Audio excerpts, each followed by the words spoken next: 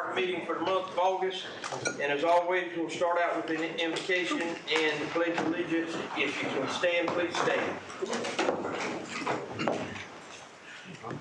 Let us pray. Praise God. Heavenly Father, we're thankful to have this opportunity to gather here today. Encourage our hearts. Help us, O Lord, so that we'd seek a closer walk with you for what is truth, what is right. Give us patience, understanding. Touch those, O Lord, that need a special touch this day. Keep a hedge of angels around all of our employees, all of their families. Let all things be done for your glory. And we'll praise you and honor you in the end. For we ask it in your precious name, our Lord and Savior Christ Jesus. Amen. Amen. Attention to the flag. I pledge allegiance to the flag, the United States of America, and to the republic for which it stands, one nation, under God, indivisible, with liberty and justice for all. May be seated. Thank you very much. As we get started, we do have one for public input. Miss Sarah Rich, is that correct?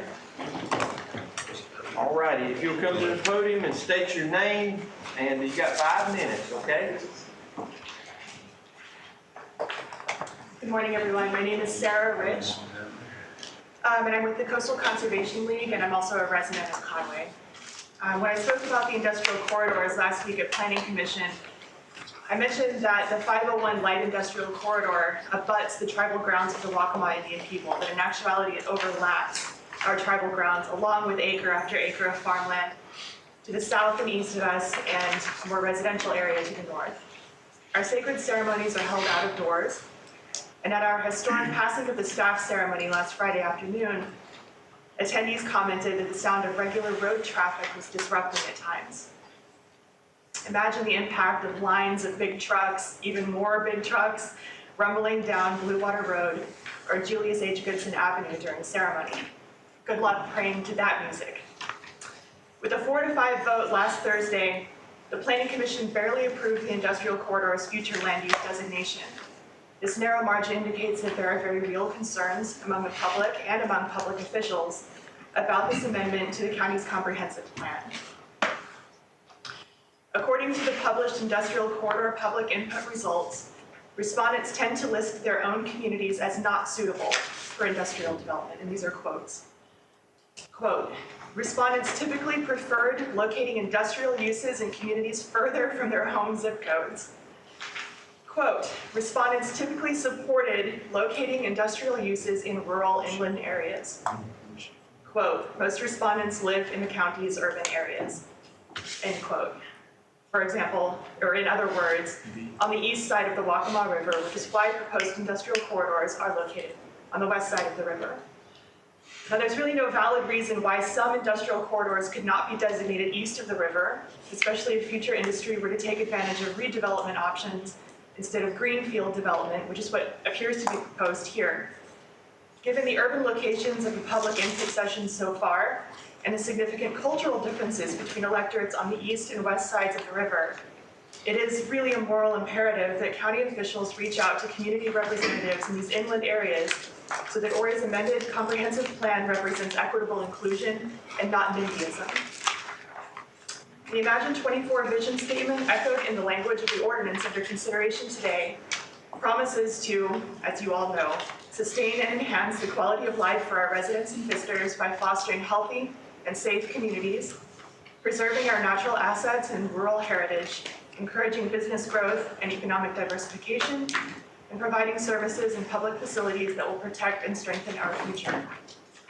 In other words, healthy and safe communities and the preservation of natural assets and rural heritage are recognized to supersede business growth and economic diversification because a healthy economy cannot exist without healthy ecosystems and a strong sense of community heritage. I'm fortunate that as a citizen of the Waccamaw Indian people, I've been able to inform my community and that we've taken the opportunity to weigh in on this proposal. But other affected communities need more opportunities to participate in a conversation being had around and about them, and in so doing, potentially prevent urban NIMBYism from prevailing in the rural majority of Horry County. Further, only 13% of survey respondents self-identified as being in the industrial sector. This raises the question of how many of these respondents see more industrial growth as the strength and future of the county. My father worked in the steel industry in an industrial park outside of town, and he did not aspire for his children to work there. So can't we imagine a better 2040, a healthier 2040 for our children and grandchildren? As a closing prompt and on a topic that is directly related to everything that I've just said, I would love to soon see an Horry County government more focused on an overlay establishing wildlife corridors than industrial ones. Thank you. Thank you, Ms. Ridge. And that's a topic and something I'll be heavily involved in, because most of those corridors are inside of District 11 and stuff, and I will work hard and very hard to protect the native grounds out there. Okay, with that said, we don't have any more public input. We need a motion to approve the agenda contents. Any additions or deletions? Anything from the committee or the staff? Everybody good, Mr. Gill? Approval of the minutes, same thing. So moved. All right, moving right along. Going into discussion items. Fleet Services Department update, Mr. Reed Alden. Well, thanks, sir.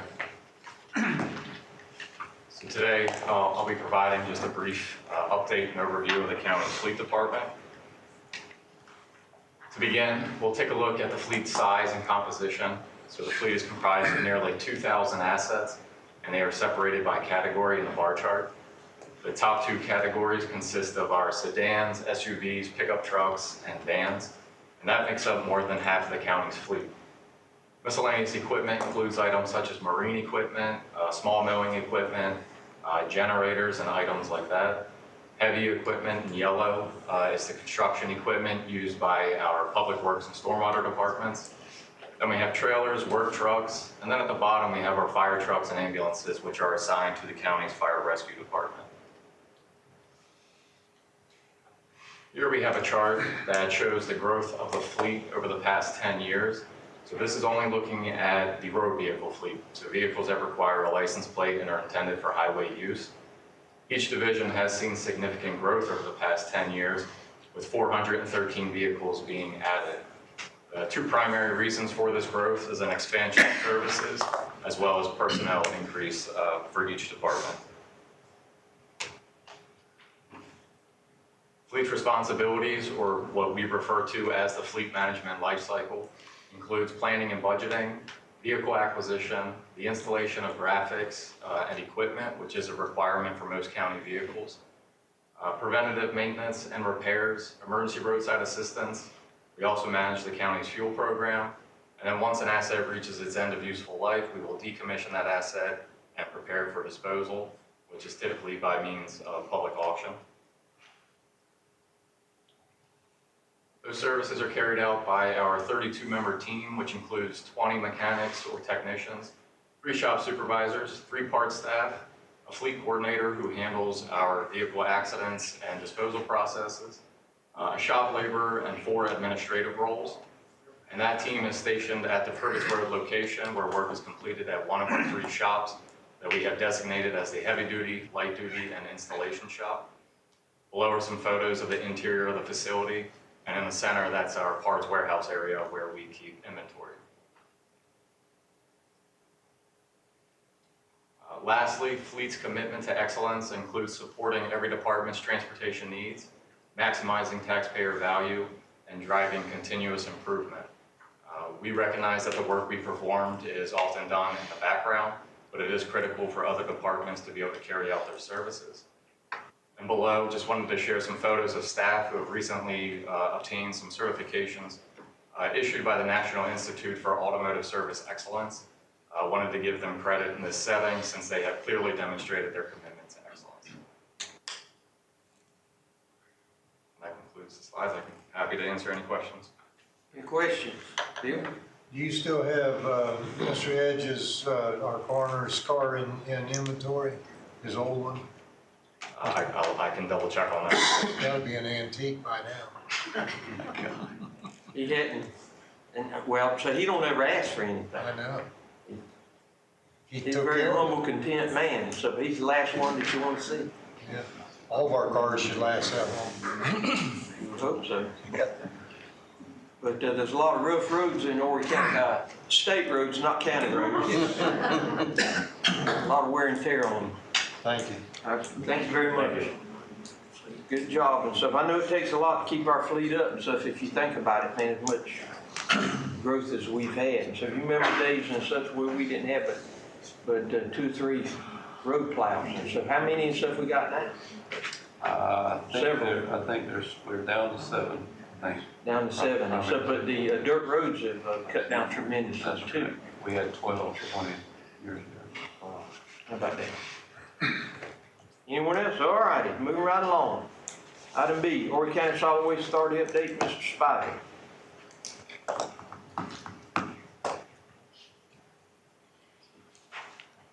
Good morning, Chairman, Council, committee members. We appreciate the opportunity to come before you and give you a quick update on the Horry County Solid Waste Authority, and this will focus on what Council had requested of that agency at our previous meeting. You may remember Council did adopt a resolution back in April of this year directing several elements of study and consideration. I will say with us today, we do have our board chair, Ms. Pam Creech, as well as other council or board members there, as well as staff of the Solid Waste Authority. So if you've got questions, I'm going to rely on them in that regard. During the previous meeting, council essentially asked for 3 individual items to be considered by the Solid Waste Authority. One related to a budget item that they had in their 2027 budget request. That was for $300,000 in consulting and engineering. And the council did request that that be directed towards a C&D transfer station, which was accomplished by the authority and their budget approval that was completed as requested by council. The second item was to develop a plan to require C&D, commercial C&D, to be disposed outside of the county as soon as possible, but no later than June 30th, 2028. And that date is important from the standpoint that it does anticipate the time that our current C&D landfill will meet its capacity. That's a fluid number, as compaction and other volume elements make a big impact on when that actually will be complete. But that was the goal, I guess, to look at that date from the standpoint of options to process our C&D out of the county. And then also, item 3 was to recommend a mandatory recycling program to County Council for their consideration. As this process began, our Solid Waste Authority recognized that we were at the point that it would be best if we went and looked at this holistically. And what you may remember is that on a periodic basis, the county, the cities, as well as the authority goes through a process of updating a solid waste management plan that is mandated by the state. So it's a process that we as a community have to go through on a periodic basis. The elements that are in that plan ideally address everything that council is currently discussing. So their recommendation, and we agree and want to recommend to you that we do go through an update to our solid waste management plan. That would require this body, as well as the cities, to appoint members to a committee. And actually, you do have an action resolution on your agenda today for your consideration in that regard. The committee can have up to 15 representatives from across the community. We have in the past used a number of 12, and we would recommend we continue as we have in recent years, updates in that regard. But 4 of the representatives on this committee would come from the county, 4 would come from the cities. Those 8 then would appoint 4 additional. So you have a total of 12. Of those 4 additional, 2 of those have to represent the actual industry, the waste industry within the county, the private sector, and 2 are required to be from the general public, but those from the general public have to have participated for the last 5 years in environmental concerns. If you may recognize, that gives a balance of perspective and opinion on that committee as they work through the steps to update that solid waste management plan. That plan would address what the needs of the community are, what the growth rates and anticipated growth rates of the community are. In that regard, it would address waste diversion, it would address recycling, it would address how we would dispose if we do not have the capacity here within the county. So I think everything currently that council was concerned at the previous meeting would indeed be encompassed within that plan. And the recommendation for us to consider is to move forward with that update of that plan. If we do this expeditiously, it should be complete somewhere around the end of this calendar year and available to present to council, this council as well as the municipalities for their consideration early in 2027 in that regard. In addition to work in looking at that plan, we have made some contacts, and we have actually looked and visited with the Capital Race Services at the Sandlands landfill, and they are interested in us using their facility. And actually, we do have a few of our recycle centers that actually would be closer to dispose of our C&D than it would be to bring it all the way to Conway. So we are evaluating that and considering that, but that would require some changes in our contract for hauling in that respect. So that's not something we can turn on today or tomorrow, but it's something we will bring back a recommendation to council in the future. On the recycling itself, I would just emphasize to you that our Solid Waste Authority talks about that at every meeting. They have a subcommittee specifically designed to address that, and they review those processes and opportunities multiple times per year. So those things are being discussed. Sometimes the recognition of that out in the community may not be recognized as well as we would like in that regard. But this plan, in essence, would address all of those factors, and honestly, there's no one single answer to the waste problem. It's going to take something in all of those elements for us to succeed for the benefit of our community. We've got to have all perspectives, I think, at the table. So our recommendation to you as part of this update is to let's move forward with that solid waste management plan update. Go ahead and appoint our representatives to that committee and push forward to have that complete as quickly as possible. One of the other requests that did occur at the meeting back in April is to have updates on the water testing. And what you may recognize is we, as a community, have actually not had a lot of rain this year.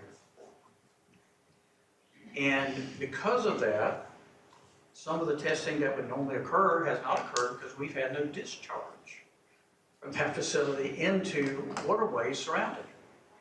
But there are tests that they complete on a monthly basis, and we did include, I think, the most recent test as an attachment here to this report for the agenda, and that can be added on a periodic basis as you meet to keep you updated on that regard. Mr. Chairman, I have a question. So this advisory committee is required by the state? Yes. And we've had it in the past, and we're just renewing it now? Yes, sir. It was initiated, I think, back when the state adopted their plan for solid waste management. It was required to be accomplished within so many days of when the state adopted that. But then it provides for a periodic update in a similar manner as the original plan was put in place. And if you may remember, we adopted this just a few years ago in 2023.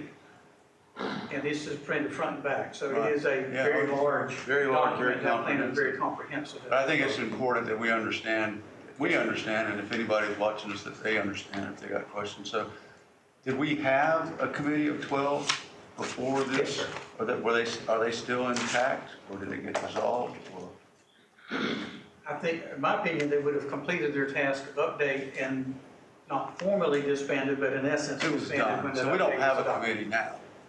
It's not like we're renewing anybody. We don't have anybody. We're going to be establishing it today. Yes, sir. Or if we.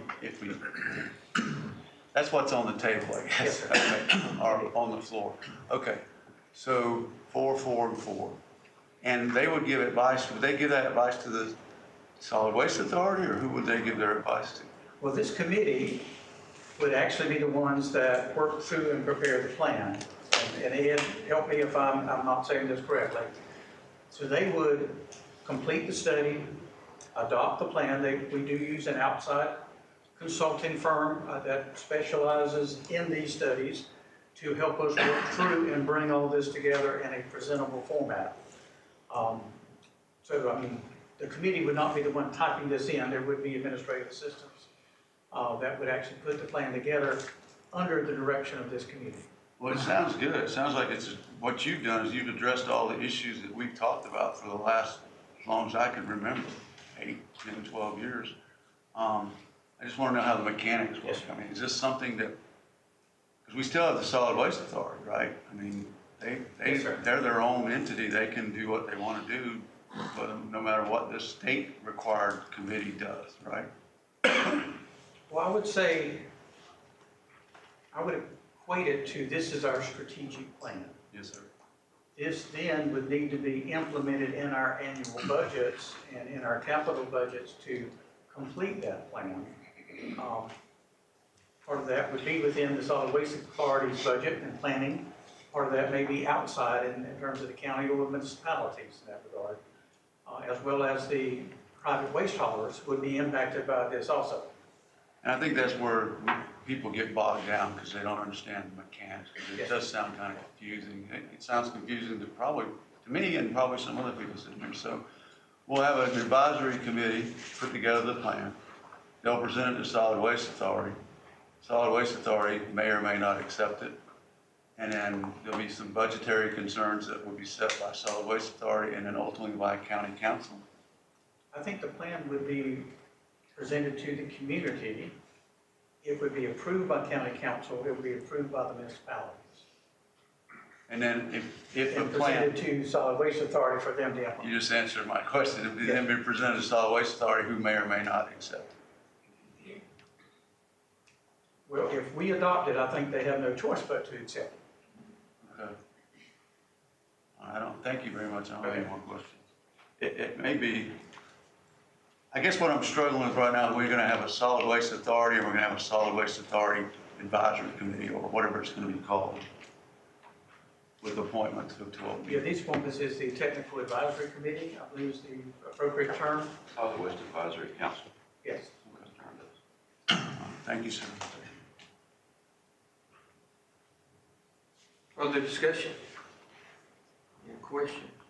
Housekeeping and stuff, I noticed that there's on the order testing, there's an employee for that company, the last name Allen, no relation to my family.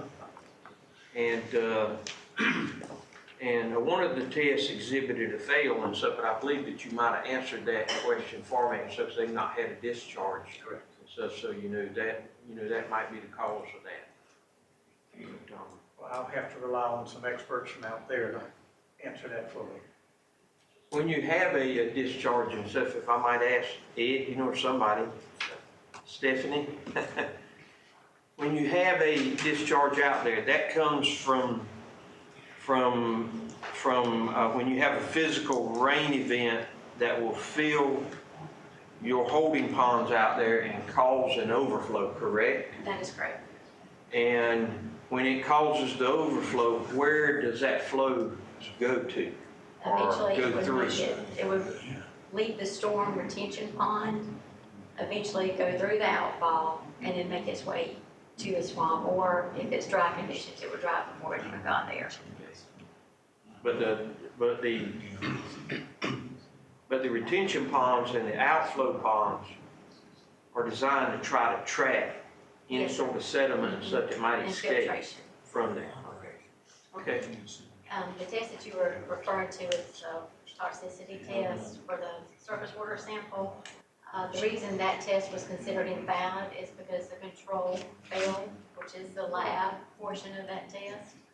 Because they highlighted on there that it would have been a passing result had the lab control not failed. But the regulations state that they can't have, their mortality rate has to be a certain percent, and their mortality rate was over. Okay, But we're still within the window of passing tests. okay, help me to understand this, and I might get in trouble for asking this question. But what samples or what items do they use to conduct their mortality rates in that lab? Is it like flies or? It's Ceratophragma dubia, which is a water flea. And they're highly sensitive to pollutants and toxicity within that water sample. And what they do is they have their own lab generated water.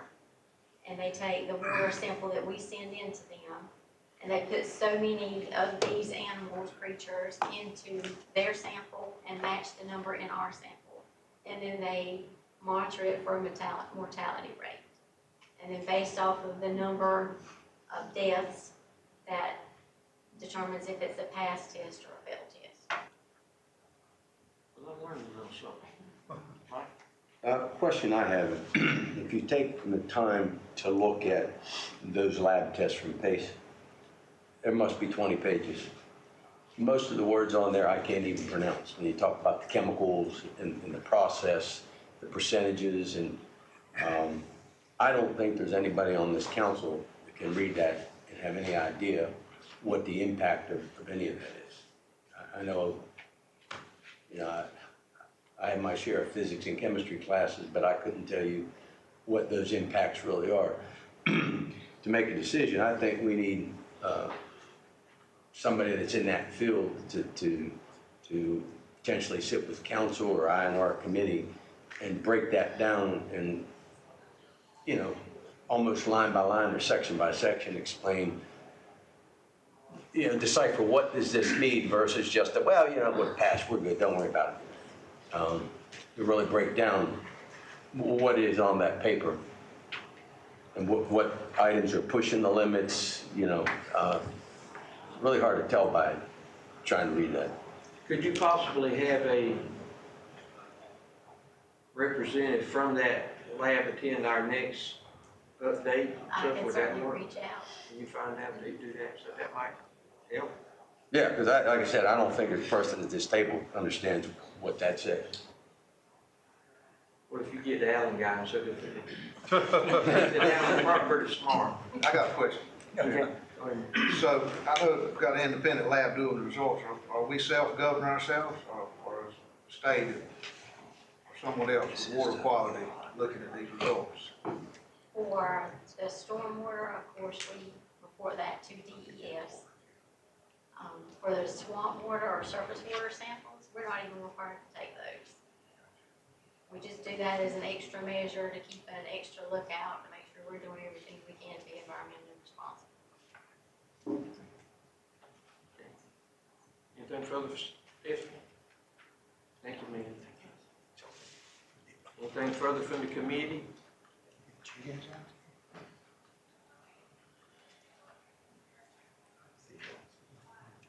All right. Thank you. Thanks, sir, Mr. Bailey. All righty. Moving right along. Resolution making appointments to Solid Waste Authority Advisory Council for the next update of Solid Waste Management Plan. Mr. Gilbert. Thank you, Mr. Chairman. You've already heard most everything you need to hear. This Solid Waste Advisory Council is a state mandated requirement, as we mentioned a minute ago. We have been doing this since I've been here for the last 21 years. We've done it a number of times. I can't give you all the iterations, but the last one was done. We do it on a regular basis. It used to be, I think, every 3 years. Last time, 2 times ago, the council felt that it might be time to push that back to every 5 years, because by the time you implemented what you just thought you were going to do, you were right back in there doing it again. It takes a while to put these together. So the council, the Solid Waste Advisory Council, a couple of iterations ago, decided to defer that, put it on a 5-year schedule. So we are currently doing it on a 5-year. We did it last time, I think, in 2022. The intent is to have it done and to present to the county council and to the municipalities at that 5-year point. So this would be in time for that. So this is on a normal rotation. It's just coincidental that it is coming together at this time. but it is fortuitous as well. So the recommendation is to appoint, similar to that we have done in the past, is Barry Spivey, myself, David Gilroy, Tom Roth, and Andy Markunis to this council. Those have been the typical representatives in the past. Past chairmen have been Tom Garrigan was the chairman a number of times. Tom Roth, I think, was the chairman the last time of the council. Sorry. So those are selected by the council itself. But a number of folks have retired through the years. So it is not a standing committee as we talked about a moment ago. So with that, I'll leave it to your discretion. Question? Of the people that are on there, the ones that Mr. Gilreath just named, are busy to the nth degree. To know, probably doing 60 hours of work, if not more. And then putting this on them could be quite burdensome to them. But one of the things that I see that we don't have when you look at is somebody in the legal field. Maybe somebody from Mr. Jordan's staff being on there to look at decisions are made and what we do on legality and liability basis. I think we all, in our capacities, can get our opinion, but I don't think any of us understand the law and liabilities like Mr. Jordan or his staff does. So would it make sense to put someone in that capacity on that board? Speaking of that, I have had some questions in the past and stuff about that issue and such liability. With all of our growth, all this stuff that's happening in the county and stuff, and our staff is growing and busy, et cetera, subdivisions coming in, infrastructure, all of this. None of us know at what 5 or 10 years, from now, things are going to change or happen. And I would like to know, and I've asked this in prior, what liability does this county council have, or the citizens of this county have, pertaining to our landfill? To where if something happens and something that goes to rain, and so we have a hurricane, and so it floods out ponds out there, whatever. What scope or amount or percentage of liability will fall back on this council and the citizens of Horry County? Can you answer that for me, David? Not a definitive answer. We will need to do a deep dive on the history of solid waste. I tried looking that up this morning. We do have some limited liability, but possibility of not limited. And if you would like us, I think it would behoove us to do that for you. Well, my concern is, and stuff, and I'll probably get in trouble for this, I stay in trouble, so that's okay, is that the way that I've perceived it through the years and stuff that I've been on the council is that when the Solid Waste Authority Board was formed back in, I think, 91 or 2 or somewhere in that range, that the purpose and intent of the council then was to form this separate authority in order to separate some of the liability from the county council and the citizens. And through the years, with that authority board out there, they're making all the decisions as far as the operations of it, and we're approving their annual budget and our policy changes. But at the end of the day, this council really doesn't have any say-so in the day-to-day operations that may affect us 5 or 10 years down the road. But it looks like we could possibly face all of the liability by decisions made out there that we have not participated in. And so my concern is, and so if it's, and it's nothing personal towards them and stuff, but my concern is for the citizens of Horry County. Our job is to ask questions and protect their liability here. And so if we don't have a good answer to that, we need to find one. So if you need to reach out to some experts, you know, or et cetera, in this field, that's an answer that we really need to have a firm answer on. Yes, sir. I can have that at the next meeting, probably in executive session. I think with the liability is a good question, but the way I've always understood it, I mean, when we transfer out of the county, we take on everyone's liability when there's an issue in another landfill, correct?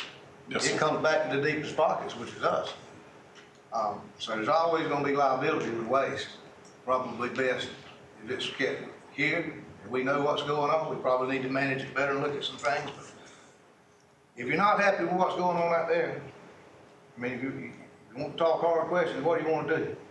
You want that to come back over here and do away with solid waste authority? I mean, is that the ultimate goal? Is that what, I mean, we're gonna talk hard, let's go ahead and get it out and figure out where we need to go. Well, it could be and stuff, because I want to give you a good example. If you came to me, and if you said, all right, Al, I want to come into your hangar, and I want to run an aircraft maintenance business, aviation business, but I want to run it under your license, and I don't want you to ever come out here and have a say in it. And I'm not saying you're wrong. Do you think that I would agree to that? No, sir. I'm not saying you're And wrong. you wouldn't I either. just want to say, if that's where we're going, that's the conversation we need to start having, I think, you know. We need to look at it. So that, I mean, we Yes, sir. And so we because just I get that think- out and get on, you know.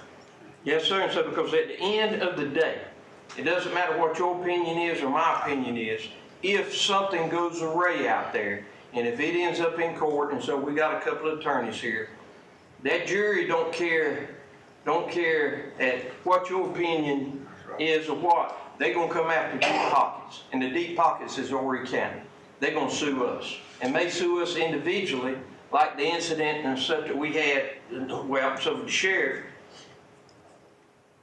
and the flood. And that could very well happen. And if that happens, I want to be able to say, yes, I made that decision, or I supported that, I'm responsible. They ain't going to want to hear Mark say, well, I didn't have anything and stuff to do with that, so Solid Waste Authority Board made that decision, but yet you sitting on county council, and guess what? You answer to the citizen. That board doesn't answer to the citizen. If you're gonna go down that rabbit hole, you better really take a look at what this council's approved with individual C&Ds and individual recycling centers. That's not, GHEC goes out there and keeps an eye on them. They check them on a regular basis. Our DES in Columbia checks it. They got a sheet that shows what they've done and what they haven't done. So that's the regulatory part of them doing what's supposed to be done by the state. But your individuals, you don't know if they dumping paint. You ain't need a soul in this council been to an independent C&D or recycling center and see what goes on out there. And But then if we, so wait a minute now. Okay. You approved it. okay, You voted and said, yeah, it's okay to do that. So if you talk about taking responsibility, you got a lot more outside than you do there. and this thought of if we touch it, wherever it goes, that we're responsible. I want somebody to bring me a legal case and prove that to me. Because the You got thing it is, you got it right here in Horry County. We've already been through that. hold on a second, so we're gonna let the committee members speak in it first, Dan. Yes, sir. With that said, if that C&D or if that item never goes through our landfill, I can't see how any jury will hold us responsible. I want you to think about that now. But they don't know how, where it came from, it's dumped in the landfill. Oh, yeah, and so you just said and stuff that if we touch it, that it's traced and stuff, and they do I that. So the said, thing is, Mark, I'm just saying, if we send it to Marion County and there's an issue in Marion County landfill, if we send it from our landfill, sure. how do they know where it came from? They just have a contamination, have a big issue, everyone that dumps in there, I think, deep pockets, you just said. And I'm not arguing the fact of where you're trying to go. I mean, I'm not. I'm just saying if that's the conversation you want to have, we need to go ahead and let's have it and see where we get to it. I'm not saying you're right or wrong with that. I'm not saying I disagree. But I agree, and that's That's the whole point of asking our legal staff to look into the liability. And if it leads to that point where if we need to have the conversation of pulling it back underneath the county, it's gonna be because of the liability issues, I think. It ain't gonna be about politics, it ain't gonna be about personal thoughts and stuff. It's gonna be about what we represent the citizens from a liability issue. Mr. Chairman, you started out by saying a disaster happened out there. Are we liable like a hurricane? And then it got off into different C&D and all that. What exactly are you thinking could happen out there besides hurricane flood, water went everywhere? The rest of the county's gonna have bigger problems than that. But if that happened, is that what you're talking about? Or are you talking about someone brings some contaminated material? What are y'all targeting? What issue are you trying to? Liability is liability. I mean, a car runs off the hill, or? It doesn't matter where it comes from. Like you said, liability is liability. There's no telling what it could come from. I mean, we got insurance to cover up to so much, but you start out with hurricanes. And I can see if it's Just an example. Yeah. Mr. Chairman, I'd like to follow up with Mr. Hardy, what he said. I don't know the answers to, he's got good questions, and I think that maybe we need to get the answers to those. And I think Mr. Causey brought up a good point. You know, we don't know who can tell us. And as far as tracing liability, I've heard that before, but I've never seen that. So I think Mr. Causey and Mr. Hardy brought up good questions, and sure. I don't know the answers to them. Can I make a motion? That's all I got. Oh, you done? Yes, sir. Make a motion this time. You got the floor? Okay. Since they're going to take a look at all the liability issues, I would think this would be an appropriate time, being there doing that research, to direct Mr. Jordan and his staff to look at what it would take, whether it be a liability, whatever the issues may be, to bring the solid waste authority back under the purview of the county.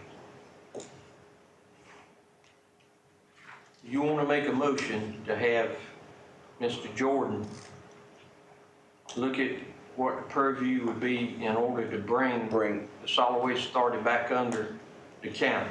Correct. Since they're going to do this other work that we're talking about, looking at the liability, which is a major proponent of this whole issue, probably be good to do both at the same time. Just see how they overlap, where those liabilities are.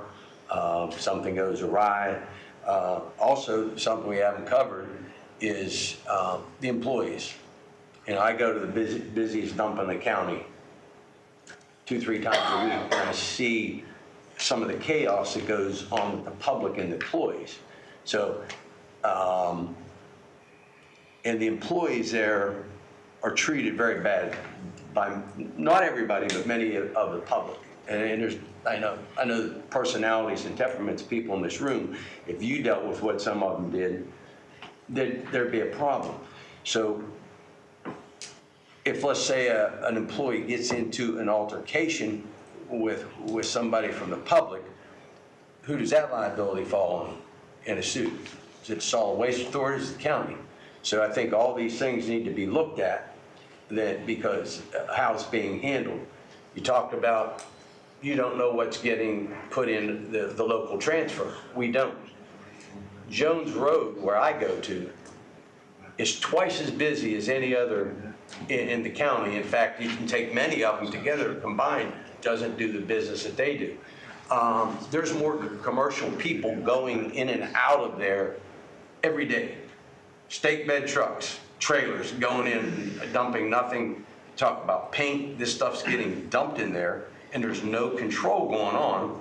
The employees tell them, hey, that doesn't go there. No speak of English. And they just keep doing what they want to do. They come multiple times a day. They can't say anything to them, because if they do, they get fired. So they just let them do what they want to do. So there's no real control mechanisms going on in these places. So there's an enormous amount of liability that's going on in the way that those centers are being operated. And I think all that needs to get looked at. So again, I make that motion that we look at what it would take to bring that back under the county. So if we're gonna be liable, we'd be responsible for the actions of how they're being operated. So when that day comes, and it will eventually come, that we can answer those questions. Okay. Motion on the floor, any discussion on the motion? We're just asking for answers, right? That's all we're doing. All right. See, If I want to go back, so to Mr. Hardy and stuff, and I apologize, and such as a good meeting minute vote. All right, sir, you got the floor. I'm out. Okay. Any further discussion? Motion on the floor, all in favor? No. No. You didn't have a second.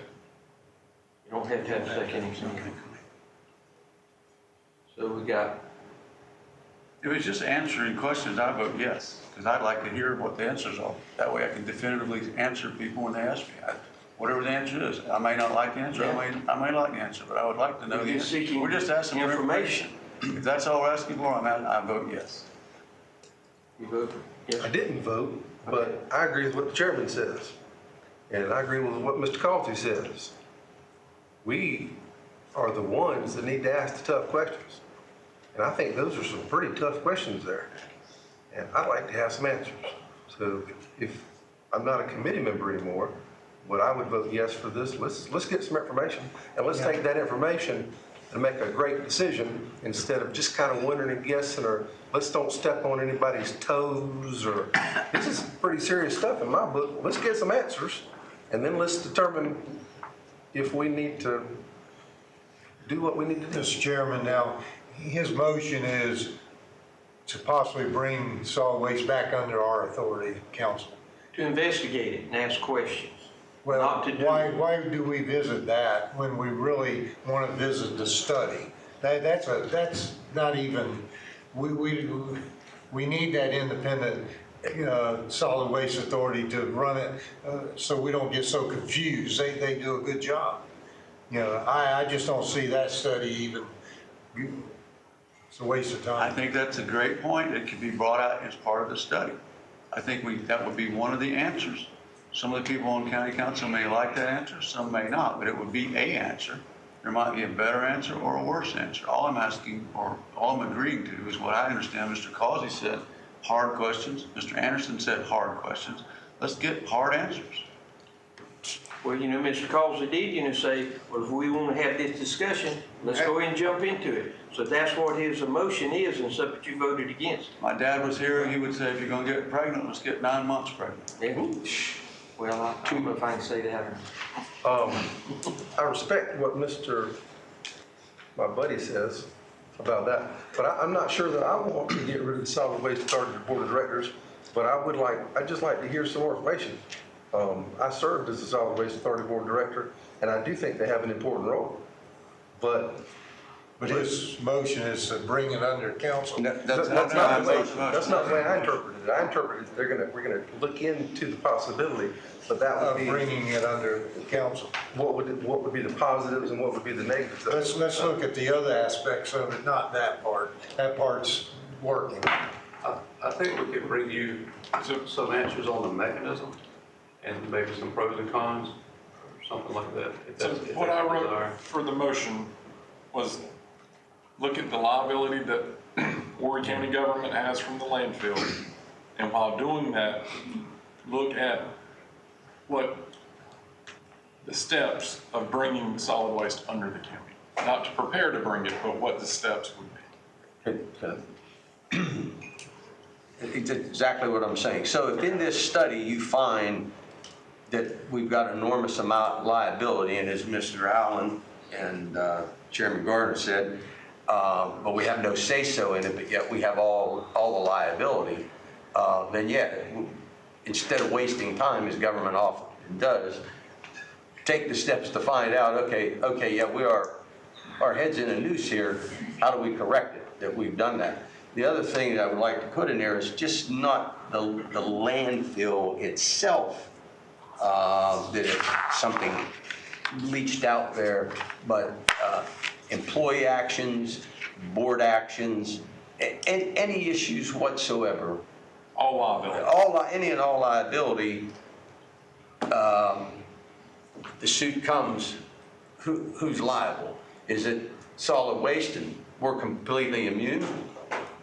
Or is it the county and taxpayer? And I have the vote as 3-2. And if during all these questions and answers and studies and all that, it comes back like Bill said, there's no liability, we got nothing to worry about, everything's fine, then we'll have a definitive answer. There you go. Mr. Jordan, read the motion, please. How's that sound? You're always gonna have liability, no matter who but- runs it. but I think It's all gonna be the same. It comes back to us. Look at all the liabilities posed to the county from the Solid Waste Authority.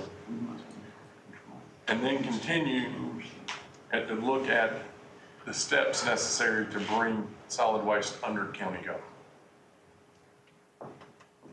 Not a request, just looking. I'll support that, Mr. Chairman. All right, sir, and so, because I'd like to say this too, and so, because this has always been it's been a hot button issue, and it's very, very political, because we just, well, so when we go through the police and the sheriff, it's like this is even worse. I'm not speaking from a personal standpoint, because I've had folks call me and ask you new things about that. Our job here as council members is not to be shut down and stuff because we have a pet, project or whatever. When our citizens or the business industry contact us and they want to know answers, it's our job to ask the questions.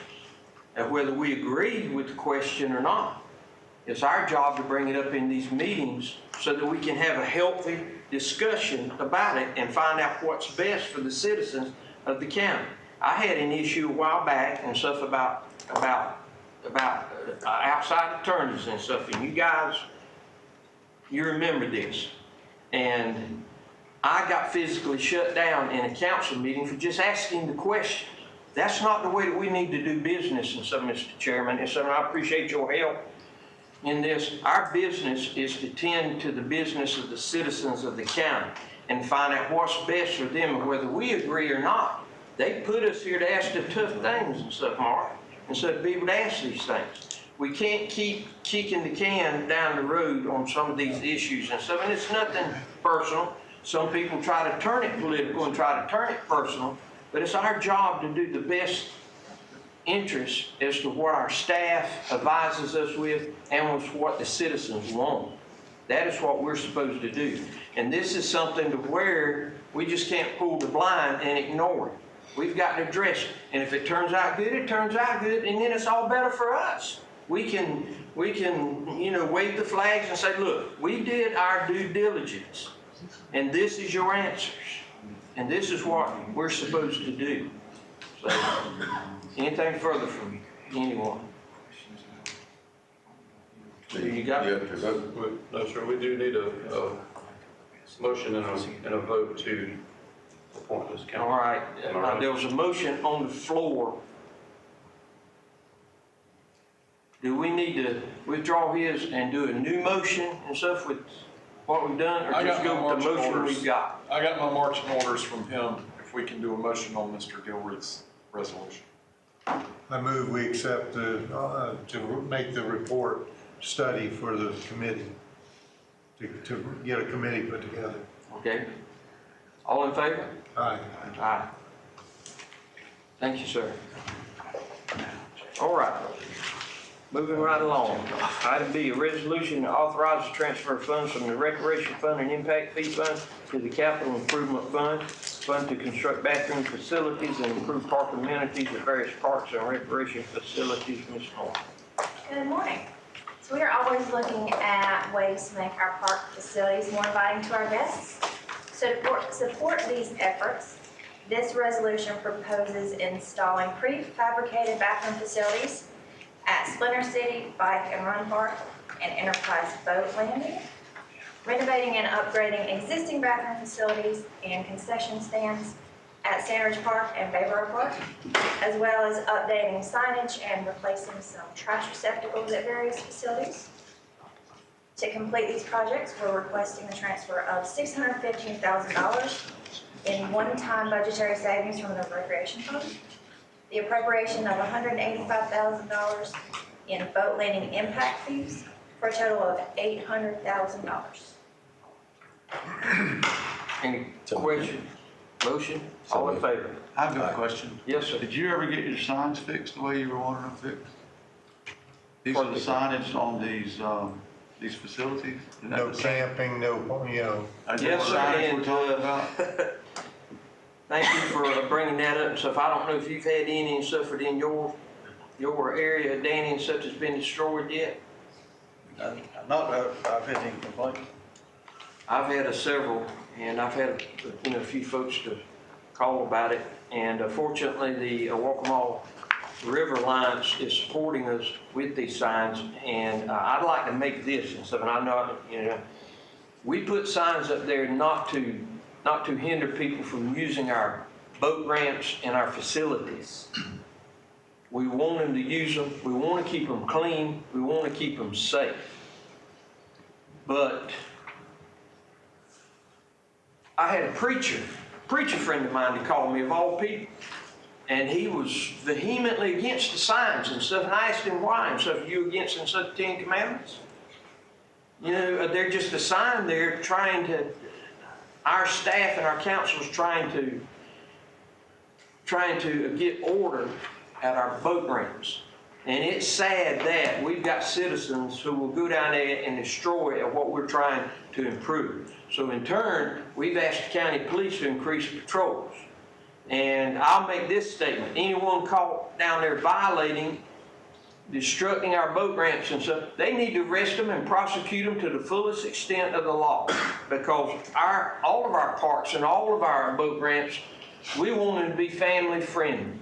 We want our families to be able to feel safe and go down there and use them without being hindered by a bunch of hoodlums. So I might as well say it. And so hopefully we're going to put up some secret cameras around about, and if you get caught destructing county property, the taxpayer property, we're going to prosecute you. We want our boat ramps and our parks to be nice places for our family and our friends and our citizens to enjoy. Thank you. Seconded.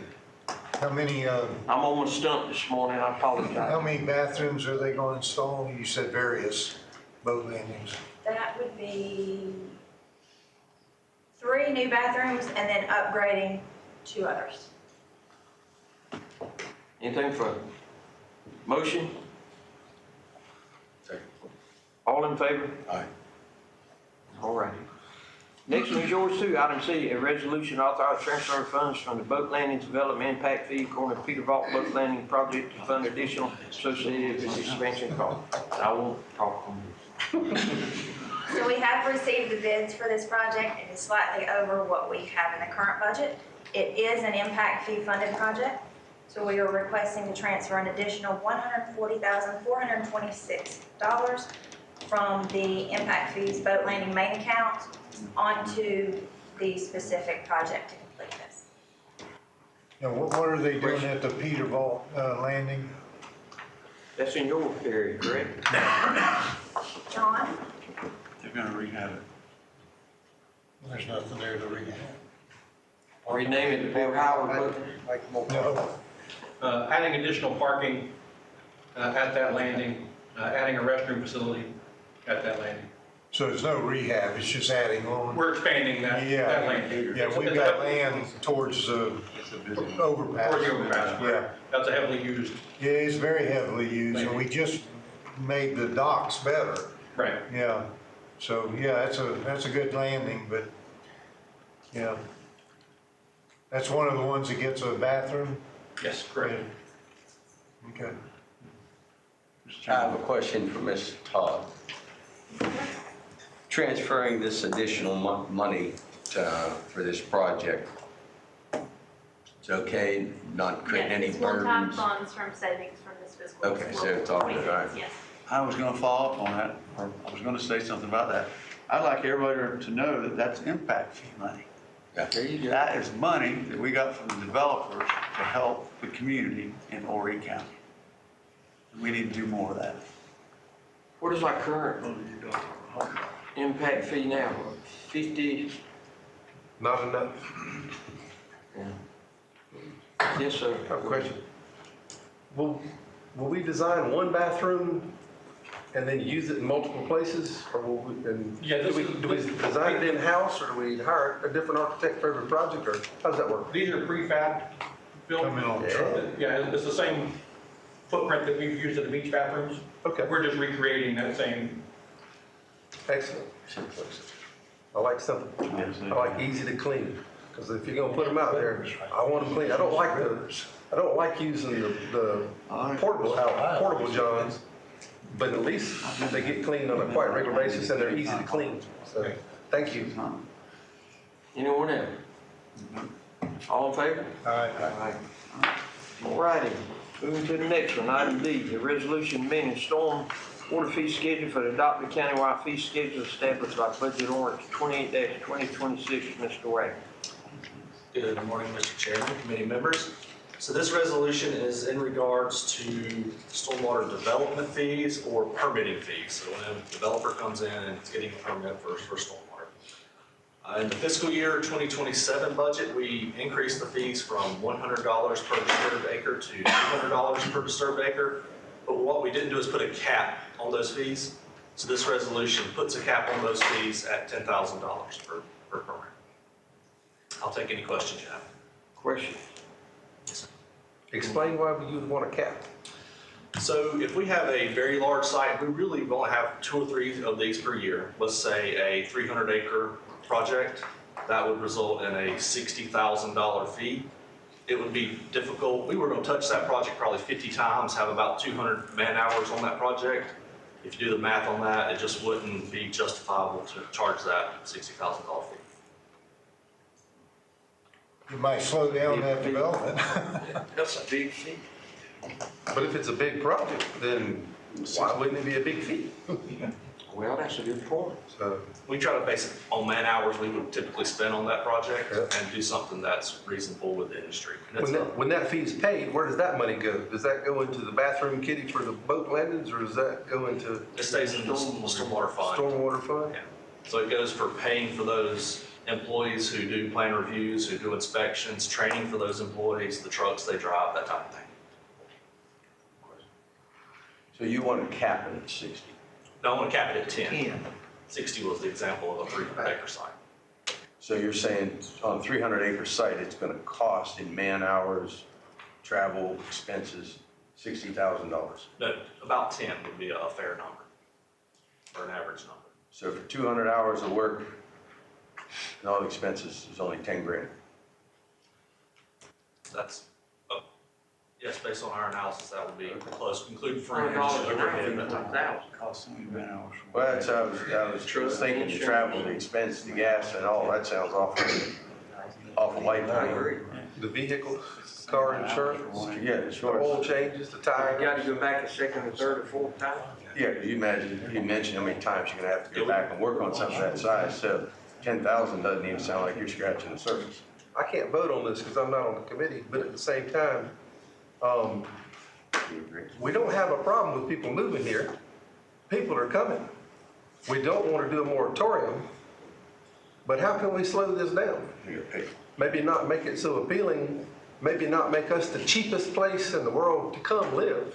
So, Bill, let's discuss it. you're on the committee. Can we hold off on this one until we do a little more, you know, my feelings and a few other people's feelings is, gee, if you're just capping it, that guy that's just under the cap, he has to pay 10 grand, but that guy doing the 300 acres, he only has to pay 10 grand. And then, you know, so should we table this for right now and talk about it, or do you want to vote? Well, if you table it, there's people out there, I know you don't care, but I've had conversations with Brandon about this, and they hadn't just started, he's been working on it, correct? Where were you at on that same project before? Not that it really mattered, but So a cap project. last year, the cap was $2,000. $2,000. So we would be multiplying that cap by a factor of 5. It was 2,000. So you're actually raising it. Yes. You're raising it. So, but if you want to raise it, so that this committee could, you know, raise it on down. My opinion was maybe no cap, just let them have their schedule. Well, they did, and had some complaints, of course. But if you go by But the then he city, looked at it, like you said, it was just so out of whack, where, I mean, $60,000 fee to review a plan, stormwater plan, I mean, that's That's a lot of 300 acres, Yeah. or 3,000 or whatever. I mean, is there a break-even point? I mean, is it more work the bigger the project? I mean, it makes sense to me that if it's a 300-acre project, it might be more work than a 1-acre project. So we did an analysis of and looked at the permits we issued in 2024, 2025, and where we set the fees was trying to do that break-even point of covering staff time and equipment. And where we're at, we think we'll be close, much closer than we've been in the past. Okay, so we're talking about setting a cap and just coming up with this arbitrary number. And then, no offense to what you said, but it's like, you know, we're just trying to cover our costs. We're growing, we have expenses, so we need to be doing more than just covering our costs. Ms. Crocker doesn't come to work every day just to pay her bills. She hopes to have a little left over to improve our life. No raise once in a while. Yeah, so, you know, we're talking about the minimums here. Oh, well, let's just get a bare minimum, try to cover, you know, what our cost is, and hopefully we did that. I think we're looking at this the wrong way. Doesn't mean we got to gouge them, but that growth is costing us exponentially, and we're talking about just covering costs. That's not a good mindset. Yes. Danny? I want to make sure I understood what you said. Last year, at 300 acres, it would have been capped at 2,000. That's right. They're upping it to $10,000 cap. They're. Well, here again, you're just talking about, well, it's up at 10,000. No, well, he said they analyzed what it cost them, what their expense were, and they thought that 10,000 was, you know, would take care and cover everything. That just sounds extremely light for the amount of work. And, you know, you're talking about the amount of man hours, just seems. Let me just make one comment. I guess this is a fee for service. Right. So we are constrained by state law to charge what that cost of that service is for the recipients that's receiving it. Well, do we not have a schedule that we track? We send our men out to do this, it's like an employee. Yeah, he was just referring. But what I mean, so you charge them without a cap, but on a scheduled basis. Here's the work that was done, that bill was $5,687, whatever it comes out to, that's what they pay them. We do charge for certain inspections, but this fee is to cover, again, the plan review and more routine inspections. To follow up on what Mr. Spivey said, state law authorizes two different types of stormwater fees. The stormwater utility fee, which is what everyone pays in the county. And it identifies things that can be used on capital improvement, your maintenance, meeting your water quality monitoring, your other mineral control measures will cost. Then it also authorizes a development review fee, which is what we're discussing today, but it needs to be equitable to the service that you're providing. And on a yearly basis, how many developments do you think their work would surpass that $10,000 cap? In the last couple of years, it's been less than 5, around 5. They didn't just pull this number out of the air, they spent a lot of time analyzing, trying to figure out what was best. I'm trying to watch the committee members too. We're inundated with folks wanting to move here. We're trying to figure out how to slow this bus down. I think we should not put a cap on it as long as the state doesn't tell us we can't put a cap on it. And I think you need to charge appropriately for your time. There's only been 5 instances in the last couple of years, what we're told. So it's not going to affect a lot of people. And hopefully it'll slow people down. We're looking for better. We're not looking for minimum. We're not looking for the minimum. We need better. And if we're in the position, we can make that decision. So I can't vote in the committee, but if I need to, I'll make this point in the council meeting. Give us an example of a one that was extraordinary high. Oh, I don't Can't just stuff without, you know, naming the. I have the list, but I don't have the project names on that one, unfortunately. Well, so you ain't got named project, you know, names and stuff. What is one that y'all had that was up, you know, $40,000, $50,000? Okay, I do have this in my report that I'll look at. You can give me just one second. I'm just curious. as you knew, to the size and why it was charged that fee. So we have some that would have been charged a 70, in 2024, there would have been a $71,000 fee. That was a 355 acre site. In 2004. How many homes would it have been roughly? I don't have that information. Right. Yeah. So I'm just, I'm just trying to find out, man, That's 700% over the cap we're talking about. while we're, Yeah. right, so while we're on this and stuff, and while we're trying to put a cap on. Again, it's so the service you're providing is equitable to the fee you're charging. So the $77,000 would have been equitable to that site. I think it would have been hard to defend a $70,000 fee for that site, in my professional opinion. Mr. Chairman, maybe we ought to look at just removing the cap off the 2,000 and let them go with it. I think that makes sense. Just take the cap off. If that's what it's costing us to do the work, then that's what it costs. And we're not just charging them arbitrarily. But what was that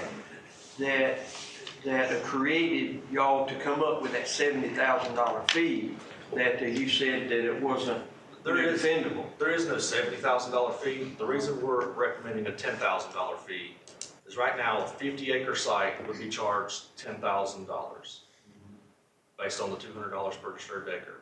Our staff, we're really not spending much more time at a 50-acre site or an 80-acre site. It's honestly not much different on your plan review time or your inspection time. It's But in not. 2024, and what you just said, that $70-some thousand fee on that 300-some acre site. Yeah. What generated that $70-some thousand fee? That's what the fee would be. They paid $2,000. With no cap. This site in 2024 paid $2,000. But under the fee structure we have now, because we didn't define the cap in the 27-year budget, today they would be charged $71,000. So the fee structure needs to be restructured. It sounds to me like. Brandon, the question is would that 70,000, if you sit down and did the math on the man hours and the work that was done, did we spend $70,000 on that project? Okay, there's a question. You got to have a formula that we're doing this by. It says here, it's just like Mr. Jordan's in private practice, and I hire him, and he says I did 10 hours of work at $500 an hour. I know what my bill is. We should have the same thing. We have a set schedule. Here's what you're paying. If the amount of work that we had to do for you, whether it was 10 acres or 1,000 acres, cost X, well, that's what they should pay. And that's what we're doing so we've had, in 2025, we had 175 permits we issued. So that's what we're doing for 170 of them. But 5 of them would meet that cap and have, be maxed at that cap fee. And again, we're doing that because it gets unproportional for the very large sites for the services we're providing. For what it's worth, this is something similar that Charleston County, York County, and it's an industry standard. Mr. Chairman, Yes, sir. we're not, we support you 100%. Oh, yeah. We don't mind you doing what you want to do. We'll vote on it. I'm sure we'll all vote for it. We're just trying to help you, to get more money if you can, because you need it to hire those plan reviewers. We don't have enough. You need to buy more vehicles so you go out and look at. You got a lot of future needs, so we want to make sure there's enough in the bank so they can do it. But yeah, we're not. So the final question probably should be, do we need to support the cap or support the fee structure change, or both? The only thing he's changing is adding a limit, adding that cap. The fee structure is Raising not the cap. proposing any changes. That's right. We did that in our budget. It's just to recognize there Change are. that in our budget. We double. The state, what Barry said, I might have missed that. What are the constraints on state? Just so we be clear. When we collect a fee, it should represent the expense that the county had to bear in order to provide that service. We're not allowed to make a profit. Yeah, we can't make profits on that, so. Y'all comfortable with what you've analyzed there? I'll make the motion, Mr. Chairman. Second. Okay, all in favor? What was the motion? move forward their recommendation. Your recommendation and statement. We can discuss more at council meeting. And you can always come back and raise that cap. We can look at it next year. All right. Graduated. I think we should be looking at this stuff on a regular basis. I mean, you probably do, but next year we'll be fine and look at it again. Because it's gonna cost more. Everything's costing more. Yes, sir. We need to keep up with that. All Mr. right. Allen, if I can jump in. Yes, sir. If we can go back to number C, I don't know if we had a motion on that vote. I didn't mark it on my sheet. Yeah, we did. I think, Mike made the motion. I made the Or motion. Bill did, and such as this in there. So anyhow, I make the motion on C to do the improvements. Second? You don't need a second. Okay. All in favor? Aye. Thank you. All right, sir? Vote on this one. Thank you. Yep. We did just vote on this one, correct? Yes, sir. Keep it straight. Moving right along to the ordinances. Item A, an ordinance to amend chapter 12 land use element of Horry County Comprehensive Plan, with a 45-year plan to add industrial corridors future land use designation. Mr. Jackson. All right, good morning, everyone. Good morning. I'm going to tell you all a little bit about our industrial corridor draft and the results of the public input. So in December, you all directed us to look at things such as industrial corridors, and in January, the Planning Commission initiated the process to amend the comprehensive plan. We did a public survey and collected 453 total responses on that survey. We did a series of public input open houses. We did 2 in the month of April, and then the public asked for additional opportunities to provide public input, and so we did an additional public open house in the month of July. The Planning Commission held the public comment period from the end of May until last Thursday, where they voted to recommend approval, and that's why we're here today. The turnout for the public open house in July was really good. We had about 40 to 50 people in attendance in this room, and they asked some really great questions and gave some really great input. So the little bit of context about why we're doing this is we have a sizable younger population, and they need long-term career opportunities in our county. And as you all are aware, the biggest industries in our county currently are our tourism and hospitality industries. And those industries don't have the highest salaries, obviously. And we have about 20% of our production and distribution workers who are underemployed. So we need a place for these people to work in our county. What do we consider industrial? We get this question a lot. In our zoning ordinance, we look at light industrial as things such as automobile tow yards, warehouses, wholesale and distribution, and heavy industrial is things such as asphalt and concrete batch plants and heavier manufacturing operations. But why did we do this change? What brought us here? So the star there is the Economic Activity Center. It is a designation in our current future land use map. This is the only area where staff is able to support rezonings for industrial districts. But those red areas represent major residential developments that are encroaching on those economic activity centers.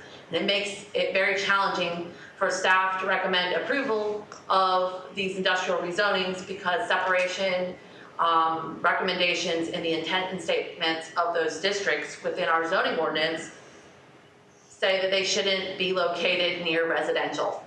The other thing is in 2024, voters approved the Ride For referendum. This planned transportation improvements of approximately $6.6 billion. Those projects will require a significant amount of construction materials such as asphalt and concrete. And Horry County has a limited number of batch and asphalt plants, and limited supply can affect the pricing and availability of those materials. By identifying appropriate locations for future industrial development, industrial corridors may create additional opportunities for these types of uses where they are appropriate and meet zoning requirements.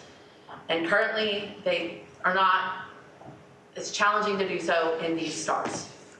And we have seen an increase of a residential developing adjacent to or nearby existing industrial, and then being concerned about the industrial that they're located near. This would help prevent those types of things from occurring in the future. So staff, when we started this process, when Planning Commission initiated it, we looked at a number of things. Our former senior planner, Julian Riku, he did a suitability model under the supervision of our deputy director, Raj.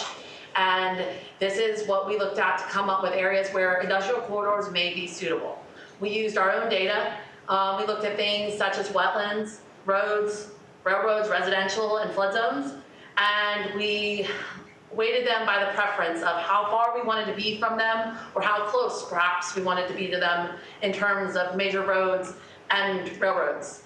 And we then gave those things certain weights of priority as to how important they were for us when making the model to find the suitable areas.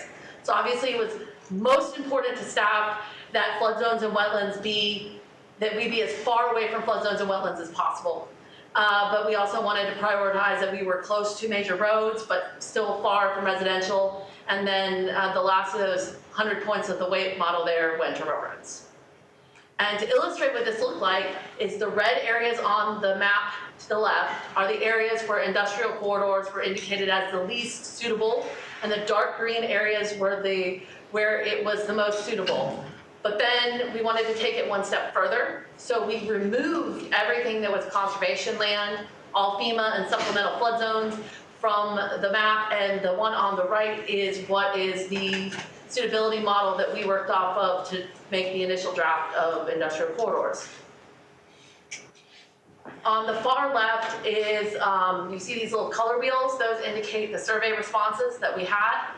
The red is obviously where people did not want to see any industrial. Green was where they thought heavy was suitable, and yellow is where they thought light was suitable. And that helped shape those industrial corridors. The middle, which was our initial draft of industrial corridors, which we then revised 2 more times based on public input. So the public has been shaping this draft of industrial corridors through the entire process with Planning Commission. We got lots of comments from the public. They emailed us and they came to the public input and they wrote their comments down. And this is just a summary of what those comments are. People were concerned about loss of rural character and environmental impacts. They had traffic concerns and the amount of rapid growth happening in our county. But they also had things that they saw as positives for this project, which was job creation, the potential for economic development. And we got a push from people to make sure that we located this along major corridors, especially those that connect to adjacent counties. And that helped us come to the final draft that we're presenting to you today of the industrial corridors. We have made a number of revisions, like I said. Initially, industrial corridors were along the 319 area. We removed that. We removed 9 business and 917. We modified the area south of Aner and east of Loras to only support up to light industrial. And we also modified the area along the along the 31 expansion into North Carolina to only support up to light industrial, and pulled it off with the Carolina Crossing development because they were concerned about proximity of them to this project. It is, I would like to point out that this is not a zoning map. This is a future land use map, and it is an overlay. It will sit on top of the existing future land use. So it will add to those existing future land uses, but it won't take away from what's there. So those things designated as scenic and conservation, staff will still need a wetland assessment when those rezonings come through. We will still look at the environmental impacts on those parcels as we look at the rezoning requests. Industrial corridor doesn't just mean a green light for industry. It means that it's possible there, and we still have to look at all the other factors of the future land use map. Mr. Chairman. Questions, comments? I have a comment. Thank you. It was an excellent presentation. Mr. Anderson likes to say, no matter how hard the decision is that we make, if we bring the community in, and it makes it easier for everybody involved, everybody affected. And I think this is a great example of that. You had online community meetings, in-person community meetings. And we've done that in the past. We've done it successfully. And we've also done it where nobody showed up until it was time to vote, when they complained. And that's going to happen. But this was, the people were brought in. Nobody wants it in their backyard, and I understand that. But I understand why we're doing it. It's a good thing to do. It's part of our planning, it's part of our smart planning, part of looking forward in the future, a vision. And I make a motion that we accept this and move it on to council. Second. Very good job. Very Good job and stuff, but I'd like to ask you to look into one thing. Can you back up a slide? The highway, no, map, please. This one. There you go. South of Anger there on 501 and stuff. Does the area start south of the Anger overpass there and so it does not touch the native land? Yes. I'm glad you asked that question. I heard the public input, and Code Enforcement Director and our Planning Director can attest to this. If any plan or permit is pulled that touches our historic resources, like our travel land or any historic parcels, they're flagged. They come to the staff. They're like, hey, there's a historic resource. So that is taken into consideration, but we can definitely remove it too. And just south of Daner overpass there along 501 on the south side of it, all the way past Bill Jones and stuff, I believe that owner put that land in a trust and stuff. You need to look at that. Because he owns both sides of the road there and it's a huge wooded area and stuff, and I think it's in a trust, so you need to remove that, I'm sure. Thank you. Tom? I appreciate the hundreds of hours and the whooping y'all have taken on gathering this information. I think this is similar to what we're asking for the Solid Waste Authority. And I asked for this information a year or so ago for the sole purpose of, we have almost $7 billion to spend, and a good chunk of it's going to come in my district, I believe. Somewhere between the other side of Conway on 905 and the Georgetown County line, there's a possibility that I'll get 2 bridges. Might not happen in our lifetime, but we've got the money and it's on the plan. My concern was, if you're gonna build 2 bridges in my district between 905 and Georgetown, where's the concrete coming from? Where's the asphalt coming from? They're showing it on the. You're gonna come down Main Street, 4th Avenue? So the whole purpose of this was to figure out where we could do an asphalt plant, a concrete plant. And I think some of it kind of got out of proportion, but at the same time, we now have a comprehensive plan, something to look at, and we're not trying to hurt anybody. We're trying to be smart and do it well and try to control our growth as a council. Thank you for what you've done. Great job. Very good. Anyone else? So then we need a motion to send this on to council. Okay, all in favor? Aye. Good, moving right.